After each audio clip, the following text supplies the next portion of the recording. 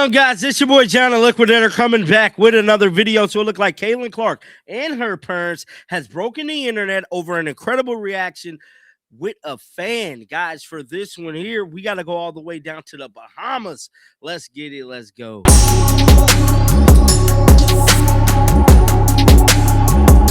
When I told y'all Caitlin Clark just be minding her business, I wasn't lying.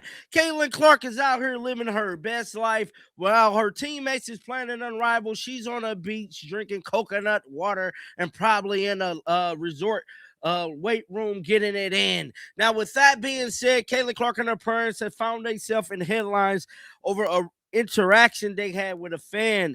Now, Caitlin Clark, I'm guessing, is on vacation with her family right now, which is great. You know, it's a beautiful thing to see. And she's definitely took time to, stop her vacation and speak with a fan. Yes, speak with a fan, man. Shout out to Christian Palmer. It stated Caitlin Clark and her parents were staying at the same resort as us. The hosted seated us right next to her at breakfast one morning. I told her we live in Kansas City, and naturally we talked about the Chiefs. LOL. She was nice. My hubby got a pic with her. Wow, bruh. This is major. So this is the picture that her husband got. Kristen Palm, I believe she's a content creator. Yeah, she is. She's a content creator. And she definitely shared her experience with Caitlin Clark online, which was so freaking cool, man. That Caitlin Clark, for all this notion that Caitlin Clark don't like fans or have an issue with black people, it's all cap, bruh. I can't even stunt. Caitlin Clark got a lot of black fans. She definitely got a lot of black fans. And I think the way, the black community support Caitlin Clark is what kind of pissed off a lot of Angel Reese fans. We just got to be honest. People poured in their love and they support for Caitlin Clark, early on. And there was a large debate that, black people wasn't black enough. Even from me, I received a lot of hate from it. That black people was not black enough because they didn't show love to Caitlin Clark. I mean, to Angel Reese.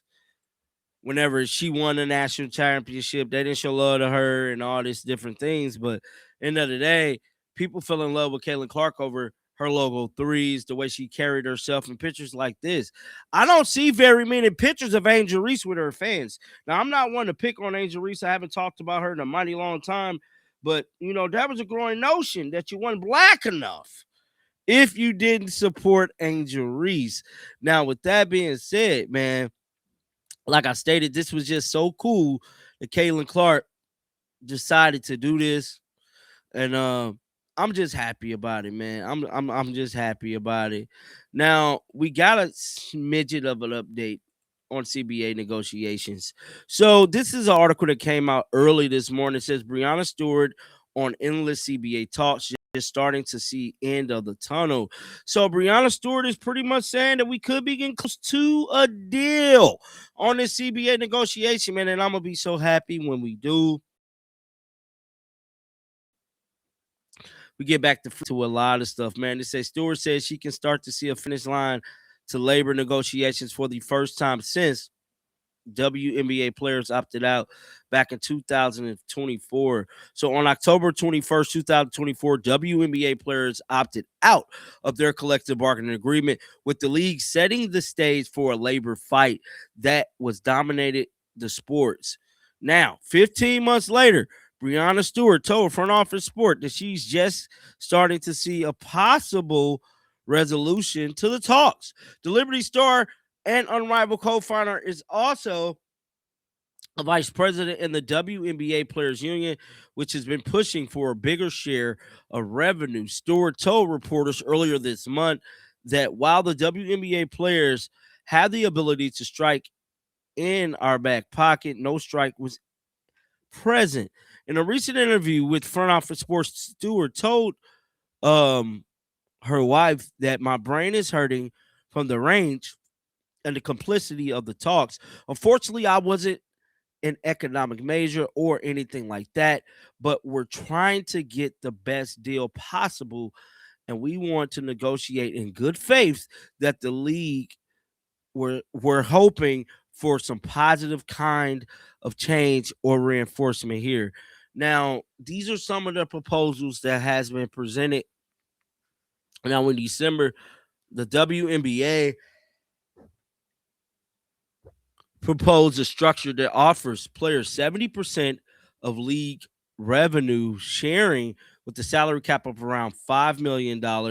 Later that month, the union sent the league a new CBA proposal that asks for 30% of its gross revenue and a salary cap of roughly $10 million. I think it's more so the $10 million part that's probably holding up everything. Now, instead, it's the WNBA has yet to offer a counter to the proposal, but ESPN reported that the league believes the union proposal will result in $700 million in losses over the course of the deal. The sides agreed to two extensions, which we already know, and the latest one was on January 9th. Now, last week in Berlin, NBA Commissioner Adam Silver said the league hopes to launch a women's league in Europe after it launches the men's version of its planning. We ultimately like to do a women's league in Europe as well, if we can figure out the correct model, Silver told Front Office Sport. The WNBA has historically reported losses, but lack of full transparency around the teams and leagues' books have been a point of contention in talks. And yeah, man. So judging by the way all of this is looking, it's looking like the WNBA could be striking a deal hopefully before the end of the month. It's only about 10 days left in January. Now, we've been pretty adamant here on my channel for pretty much telling you guys if they don't get a deal done by March, it's just good. It's looking spooky for the season. We didn't have the lottery draft, so we got to get caught up on all that. So once these negotiations get done, man, we're going to have a lot of content to put out, man. We got the lottery draft, expansion draft, we got free agency. So be ready to put them bells on. Make sure you guys are subscribed to the channel. I think we grew over 50 subscribers yesterday, which is amazing that 50 people was unsubscribed from the channel. Over these last few months, I probably lost about 2,000 subscribers. So if you guys are not subscribed, please make sure you are subscribed, man, because you can still get the notifications and not be subscribed. So make sure you're subscribed to the channel, man, please and thank you. Definitely get down in the comment section, let me know y'all thoughts about this. Keep them bells on. I will be back with more content. Till next time, man, shake the haters off. I'm out of here, bro. Peace out.